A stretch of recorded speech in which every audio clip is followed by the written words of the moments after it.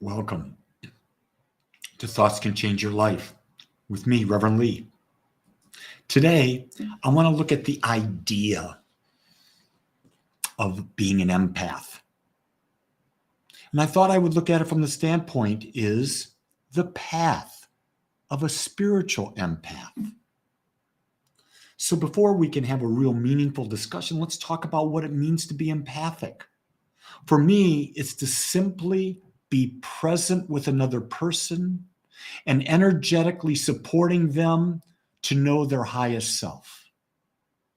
You may be there and you may be feeling something about that individual in person. You may be having that emotional inside hit that says, I know what they're going through.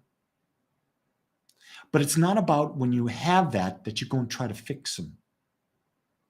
Fixing people you can't do. I don't care who you are. And I think that's where a lot of us get messed up.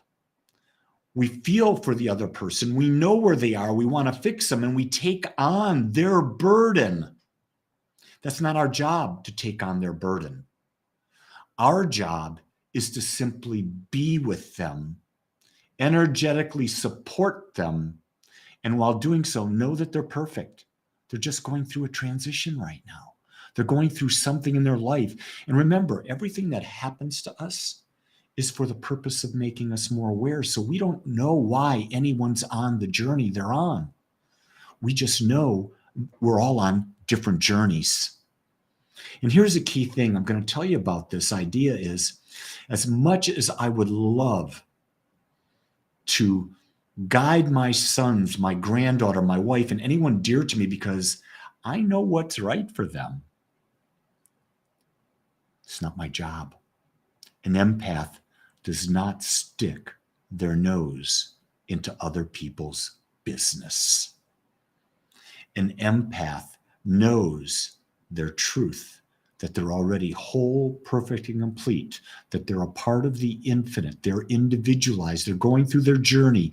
And in this moment, they might be in the midst of a contrast, a struggle. And the best thing to do is if you're with them, just be with them. Not a lot of words need to be said. Not a lot of the words, but your energy, an energy of support, is something that people can pick up on. And you know what I'm talking about. You know when a person's with you and they're supporting you energetically. Words are not necessary. In any way, shape, or form, words are not necessary.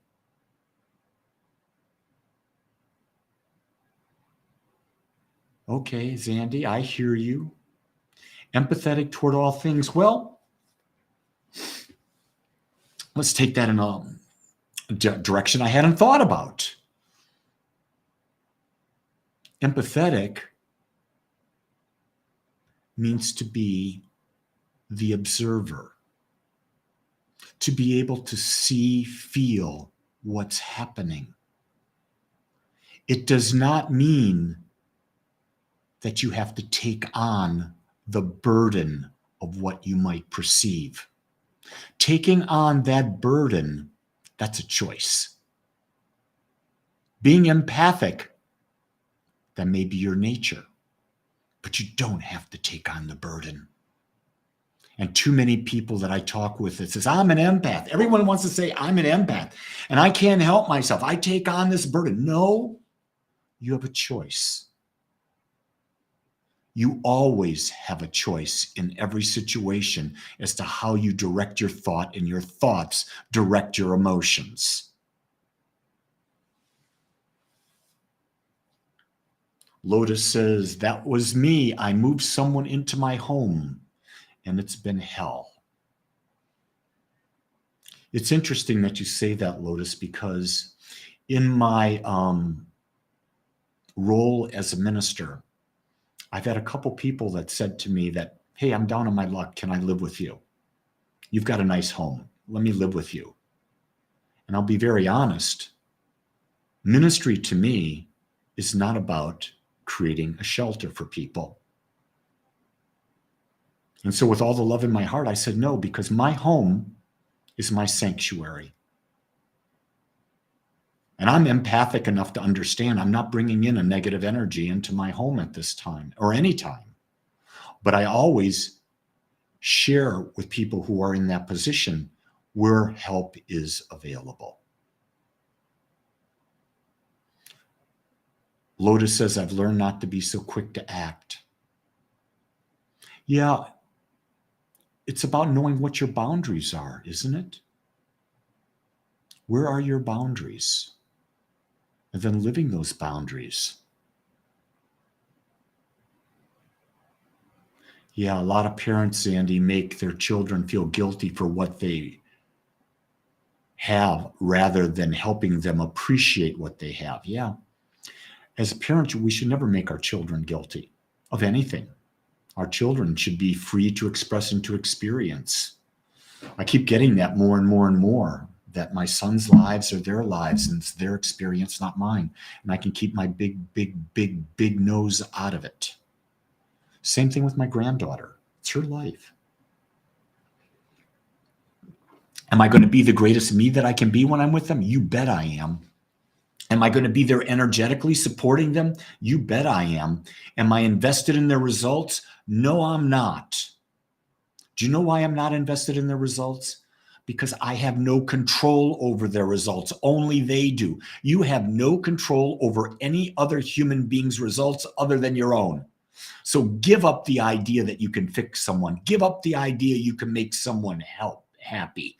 Give up the idea you can heal someone. No, they've got to do that. And an empath is one who understands that and supports them energetically. When someone's with me and they're complaining, I said, tell me what you want. Don't tell me what you don't want. For me to support you, I've got to know what you want. And when I know what you want, I'll put all my prayer, all my energy toward that.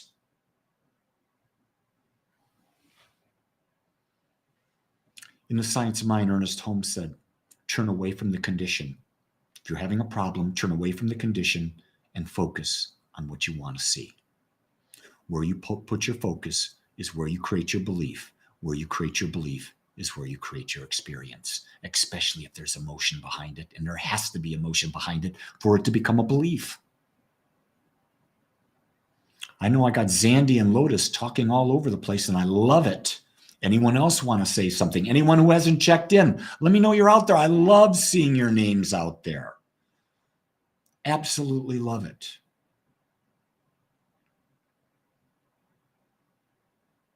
I have found it's time to be really empathic with myself. What I have found is right now, I need quiet time with Lee. So I've adjusted my whole schedule so that I can fit 2 to 3 hours or 3 to 4 hours a day for me to go within at different times to meditate, to let go, to support and nurture myself through my breath and through my silence. For me, that's how I heal. That's how I connect. That's how I reboot. That's how I recharge. I can't stress enough, with all the study I've done, all the places I've been in the world, all the teachers that I've had, I'll just remember Reverend Christian Sorensen. I was in Boise, Idaho. I was a new minister. I met him in the hall and I said to him, where should we go to take our practice deeper? He said, there's only one place. Meditate more.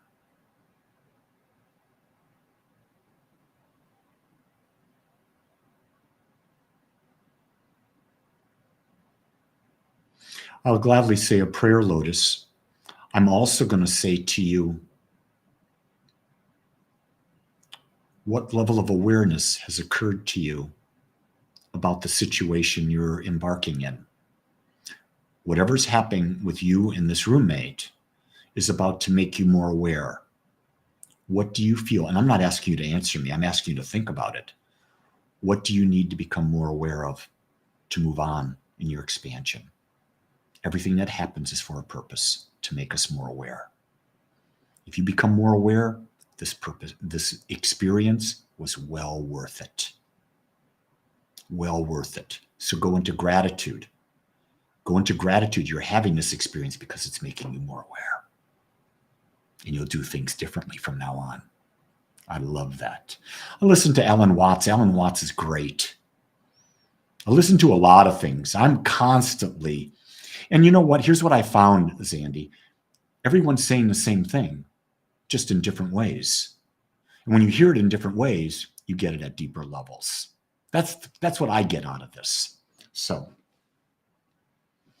the path of a spiritual empath is to simply be present with another person and energetically support them, and realize you must also learn to be empathic with yourself. With that, know that I love you. Know that I see who you are and that you're perfect, and make this your best day ever. Until tomorrow, aloha.